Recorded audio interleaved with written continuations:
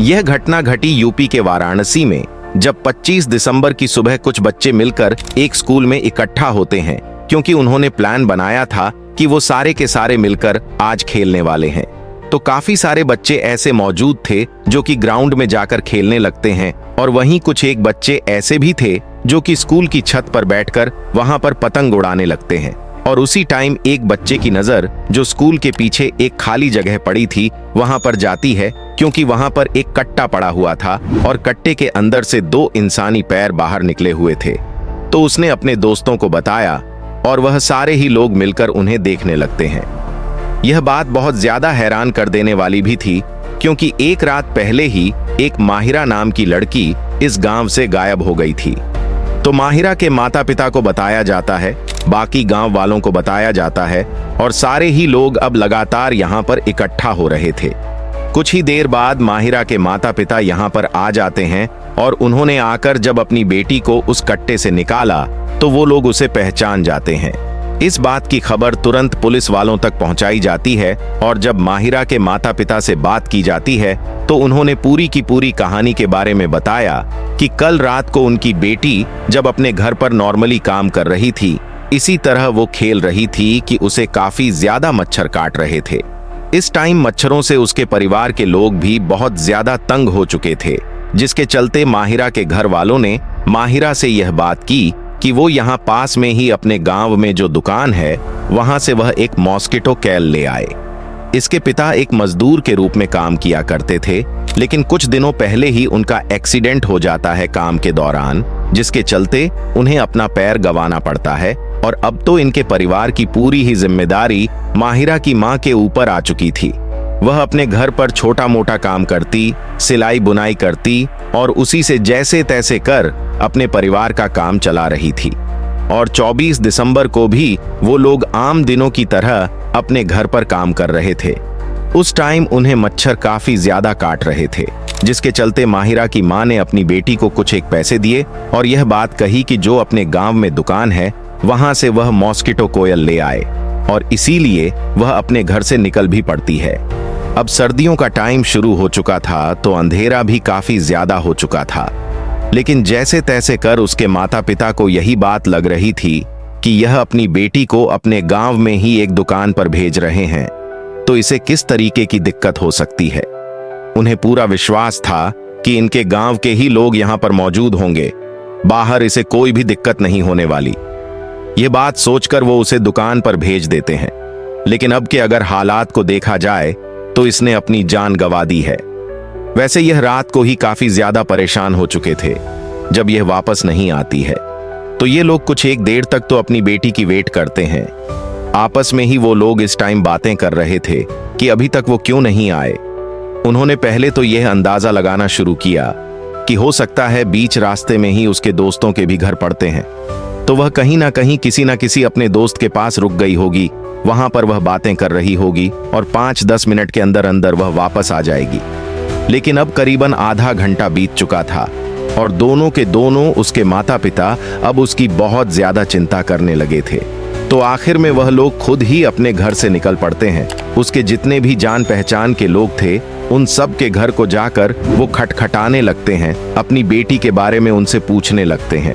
और जैसे जैसे इनके गांव वालों को ये बात पता चलती है कि उनके गांव की लड़की कुछ इस तरीके से गायब हो चुकी है, तो वो लोग भी अपने घर से बाहर निकल आते हैं और अब सारे ही लोग महिला को ढूंढने लगते हैं। लेकिन किसी को भी उसके बारे में कुछ भी पता नहीं चलता है।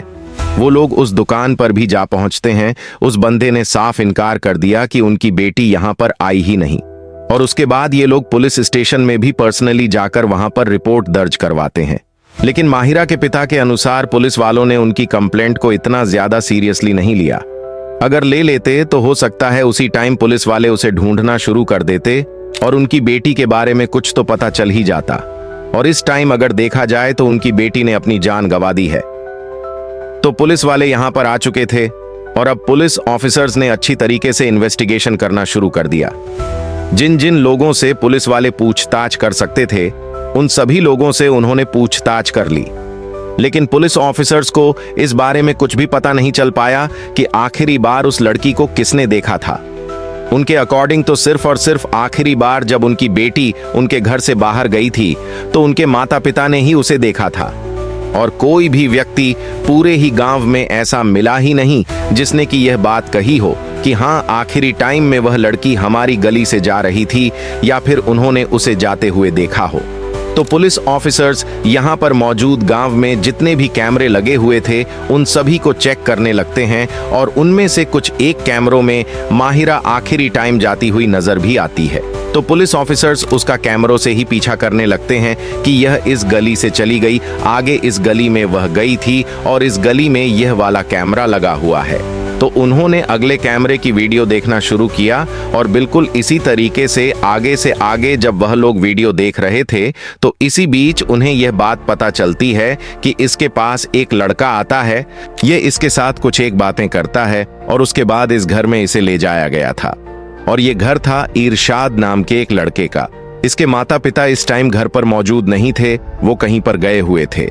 तो इरशाद के बारे में जब पुलिस ऑफिसर्स ने इन्वेस्टिगेशन करना शुरू किया कि आखिरकार वह बंदा कहां पर है, तो वह पूरे ही गांव में नहीं था, वह इस टाइम अपने घर से भाग चुका था। तो पुलिस ऑफिसर्स ने इस केस के ऊपर अच्छे से इन्वेस्टिगेशन करना शुरू किया, और इरशाद के बारे में जो कुछ भी वो लोग पता ठिकाना उसका लगा सकते थे उन सारी ही चीजों के ऊपर काम करना शुरू कर दिया। उसके मोबाइल को ट्रेस करना शुरू किया। अपने काफी सारे मुखबिर को इस टाइम अरसाद के पीछे पुलिस वालों ने लगा दिया था। 25 दिसंबर के पूरे ही दिन पुलिस वाले उसे ढूंढते रहते हैं, और जैसे ही रात का टाइम होता है तो पुलिस ऑफिसर्स के कुछ एक मुखबिर से यह बात पुलिस को पता चलती है कि वह वाराणसी के इस इलाके में छिपा हुआ है। तो पुलिस ऑफिसर्स वहीं पर जा पहुंचते हैं और वहां पर छापा मारकर उसे गिरफ्तार कर लेते हैं। वैसे तो वह पुलिस वालों के हाथ नहीं लगना चाहता था, भागने की भी वह कोशिश करता है। पुलिस वाले जब उसका पीछा करते हैं तो वह पुलिस को ही गन दिखाने लगता है। इस टाइम उसके पास एक कट्टा मौजूद था, तो वह अपने आप को बचाने के लिए उस कट्टे की मदद से भागने की कोशिश करता है। लेकिन इसी मुठभेड़ में पुलिस ऑफिसर्स उसके पैर पर गोली मार देते हैं, और उसके बाद वह भाग नहीं पाया और पुलिस के द्वारा उसका धर दबोच लिया जाता है। वो लोग उसे पकड़कर सबसे पहले हॉस्पिटल लेकर जाते हैं। उसकी मलह पट्टी जो कुछ भी करवाना था, क्योंकि इस टाइम उसके पैर में गोली लग चुकी थी, तो वो लोग उसकी पट्टी वगैरह करवा लेने के बाद उससे पूछताछ करने लगते हैं। और उसके बाद इरशाद ने पूरी ही कहानी डिटेल से पुलिस वालों को बतानी शुरू की कि हाँ जनाब, उस दिन कुछ ऐसा हुआ था कि वह अपने घर पर अकेला था, उसके माता पिता उसके घर पर मौजूद नहीं थे, वह किसी काम के चलते घर से बाहर गए हुए थे, और इस टाइम उसका अकेले घर पर मन नहीं लग रहा था। वह इसी तरीके से अपने घर के बाहर टहल रहा था कि इसी टाइम उसने देखा कि यहाँ से महिरा जा रही है। उसे बहला फुसलाकर वह अपने घर पर ले आता है। ये बात कहता है कि अगर तुम्हें चॉकलेट चाहिए तो मेरे घर पर काफी सारी चॉकलेट रखी हुई है, तुम मेरे साथ अगर चलती हो तो मैं तुम्हें वो चॉकलेट दे दूंगा। और उस छोटी बच्ची को इस बारे में कोई अंदाजा नहीं था कि जो यह बंदा है इनके गांव का, आखिरकार इसके दिमाग में क्या चल रहा है। वैसे तो इसके घर वालों ने भी उस टाइम बता दिया था कि जनाब, हमारे गांव में यहाँ पर इस तरीके के काफी सारे लफंगे लोग मौजूद हैं जो कि किसी भी लड़की के ऊपर नजर रखने से पहले यह तक नहीं देखते कि वह छोटी है या बड़ी है, वो उन्हें बुरी नजर से देखते रहते हैं। और उन सभी के बारे में उन्होंने पुलिस वालों को बताया भी था, और उन्हीं में पुलिस ऑफिसर्स को इरशाद पर भी शक हो चुका था। और उसके बाद अब तो इरशाद पुलिस ऑफिसर्स को बता ही रहा था कि किस तरीके से वह उस छोटी लड़की को बहला फुसलाकर अपने साथ घर के अंदर लेकर जाता है। उसने बताया कि वह घर के अंदर ले जाकर वह उसे गलत इरादों से टच करने की कोशिश करता है। माहिरा ने इस बात से इनकार कर दिया कि वह ऐसा कुछ न करे, और वह उससे दूर होने लगती है। लेकिन इरशाद इस टाइम पूरे तरीके से उसे अपना शिकार बना लेना चाहता था, जिसके चलते वह उसे जबरदस्ती पकड़कर अपने घर के अंदर ले जाने की कोशिश करता है। और इसी टाइम माहिरा ने चिल्लाना शुरू कर दिया। माहिरा के चिल्लाते ही इरशाद बहुत ज्यादा घबरा जाता है कि अभी तो सिर्फ और सिर्फ शाम का टाइम हुआ है, कोई ना कोई बंदा इनके घर के आसपास ऐसा जरूर घूमता होगा जिसने कि इसकी आवाज सुन ली होगी और उसके बाद हो सकता है वह व्यक्ति इनके घर पर आ पहुंचे। और उसके बाद तो उसे भी काफी अच्छे से पता था कि इसके गांव वाले इसका क्या हाल करने वाले हैं, क्योंकि माहिरा उसे सारा का सारा कुछ बता देगी कि किस तरीके से वो इसे बहला फुसला कर यहाँ पर लेकर आया था। चॉकलेट देने की बजाय वो कुछ इस तरीके से इसे टच करने की कोशिश कर रहा है। तो इरशाद ने वहीं अपने घर के अंदर रखे हुए साइड में एक पत्थर को उठाया और सीधा का सीधा माहिरा के सिर पर दे मारा। वो लगातार अपने आप को बचाने के लिए उसके सिर पर वार करता रहता है।